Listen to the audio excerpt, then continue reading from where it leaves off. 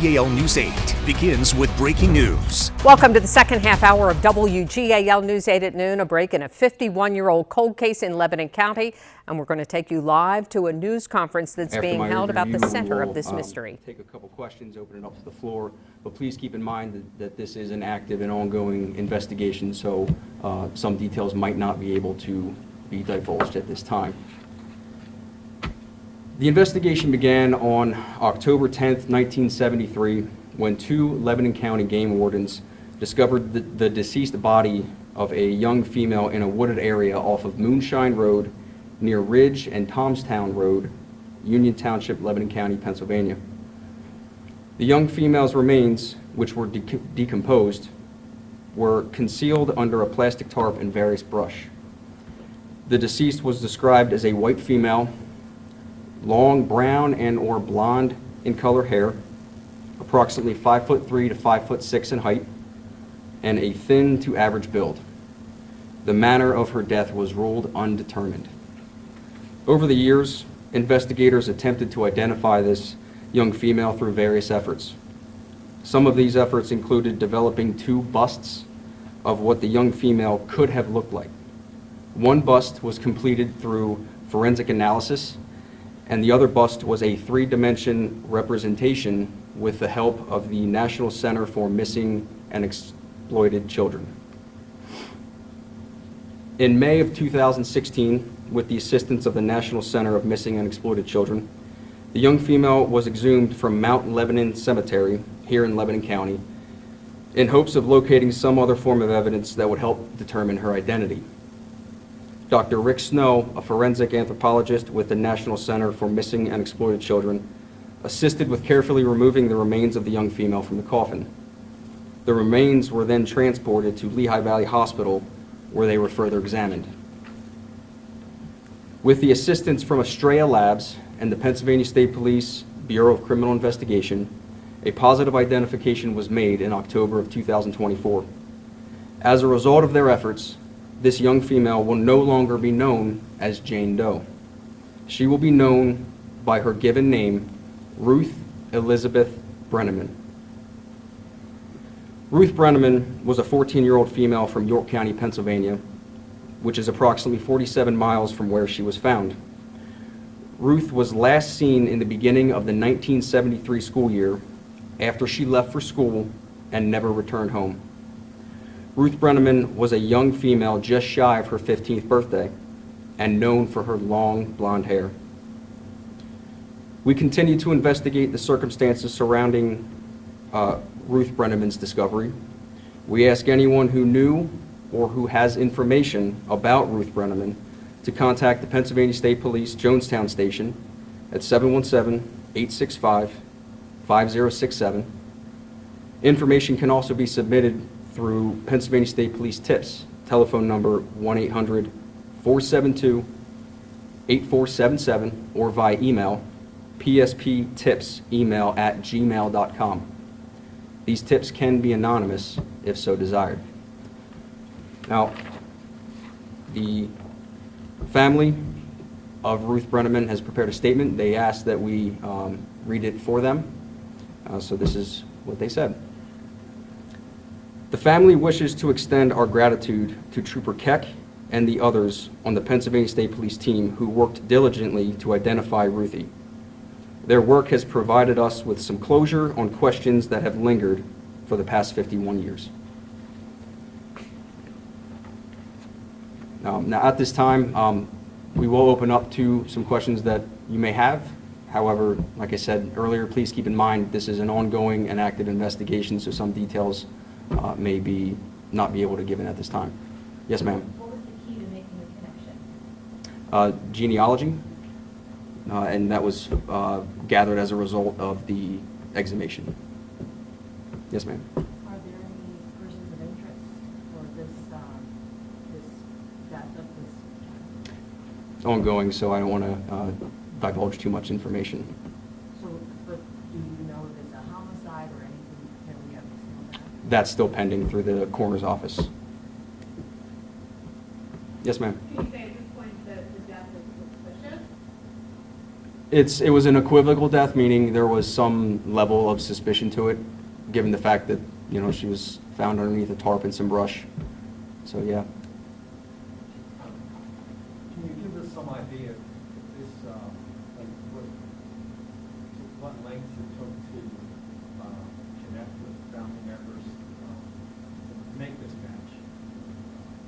Genealogy is a very complicated process, right? Sure. Did the bust lead to did some of those earlier attempts then assistance in that regard? Sure. I'll defer to the lead investigator who's been working on this case here to better answer your question a little bit. Good afternoon, Trooper Ian Keck. To answer that question, it was a combination of things, basically, but it was good old, you know, genealogy research, going out, interviewing family, looking through old articles, public records of articles in the newspaper, as well as court documents. Yes. I have two questions. One, did the family refer to her as Ruthie? Because in the statement you said Ruthie. Yes, I mean, they often called it Ruth or Ruthie. Oftentimes, speaking with the family, they would refer to her as Ruthie, yes.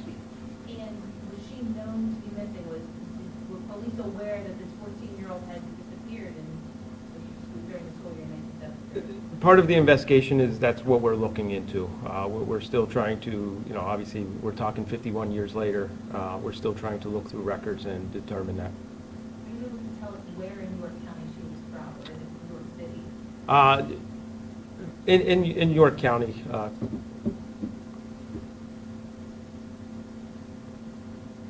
you say she was last seen leaving school one day? I'm sorry, you just opened that part. Yeah, that's correct. She was she left the, you know, home to attend school, and that was the last contact the family had. That day in October? That's still investigating as far as the exact day, but it was early the fall time of the beginning of that school year, 1973. Trooper, there was about 10 years ago, there was a press conference, and some names were, well, I think it was Sergeant Train at the time mentioned they narrowed it down to possible 3 missing runaway girls from Jonestown Home for Wayward Girls. This obviously was not one of them. So how surprising was it that Ruthie came up as a match? I mean, through the genealogy, you know, that we had and that we were following, you know, obviously once you make that contact with the family, you know, it's kind of that moment, like you realize who they were looking for the whole time. You know, it kind of brings a surprise to the family. You know, it's 51 years later, and they always had that unanswered question, and finally, you know, with the investigation, we were kind of able to give that answer to them. Did she come up, I'm sorry, did her name come up as a possible person? That's still what we're looking into. That's still part of the investigation. So what was taking this period of time to finally do this genealogy match? Was it because of the technology that you guys were depending on, or budget, or what was the challenge? Just overall, just the whole research of it. You know, there's a lot that goes into the genealogy aspect of a case, and, you know, between using, you know, the DNA as well as the old, you know, looking into old records and court records, and then and matching it up. And, you know, there was plenty of family that we went along to interview to kind of learn until we got to the right answers. So overall, how long did it take to do this whole research? I don't want to give the wrong time. Obviously, you know, that I don't have the exact time frame on that, but, you know, with something like this, it does take a period of time till we get the right answer. Was the exhumation done so that you could obtain DNA and then begin this genetic ancestry process? That was part of the whole, yes, that was part of the whole process. You know, at that time, genealogy was most likely in the infancy stage of that. But it was with the advancement of technology, that was our hope to kind of keep moving forward with Lieutenant Trait, with his thoughts at the time.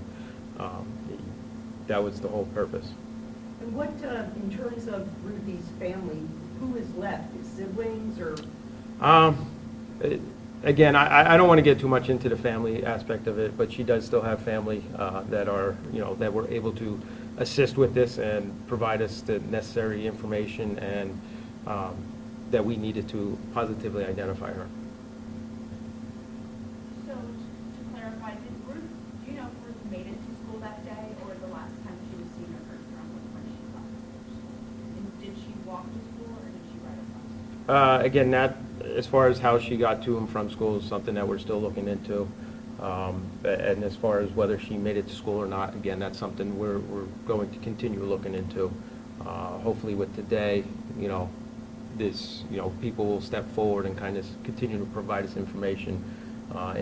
Any friends of Ruthie or associates, just kind of call in and, tell us about Ruthie so we can learn more.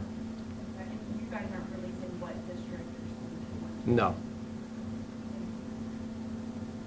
So it sounds to me like we now know who she is, but you're still seeking possible justice for Ruthie. Absolutely. Just because we identified her today, that doesn't end our investigation. This is still an ongoing investigation. It's still active, fluent.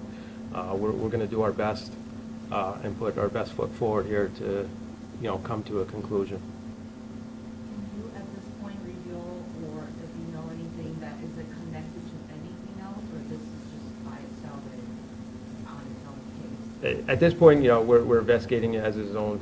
We will. It's part of the investigation. We will determine as we go on. Trooper, can you just talk a little bit about a 51-year-old cold case? How do you prioritize it among all of the active cases that are being investigated? Do you revisit it on a regular basis? How do you do that? With state police, obviously with our cases, we keep them active. We're always reviewing them. We're always updating the reports, reaching out to whoever we need to reach out. We're reviewing evidence, seeing if we can, resubmit any evidence to the lab because of the advancement of technology and science. Any way to kind of give us a lead on any of our cases. She had a question. I'm sorry. Okay. So obviously there's still a lot of challenges with this case. Can you just talk about the importance of knowing the victim's identity, how big of a step that is in the investigation? It's a huge part of this investigation, as well as any investigation. Part of a criminal investigation is we need to know, the victim, victimology. We have to know about the victim and, their everyday life and, who they associated with and their different activities. And that was kind of, with a Jane or John Doe case, that's kind of, what slows us up is because we don't know who the victim is or victim are, and therefore we can't proceed to further, what could have happened until we know who they are.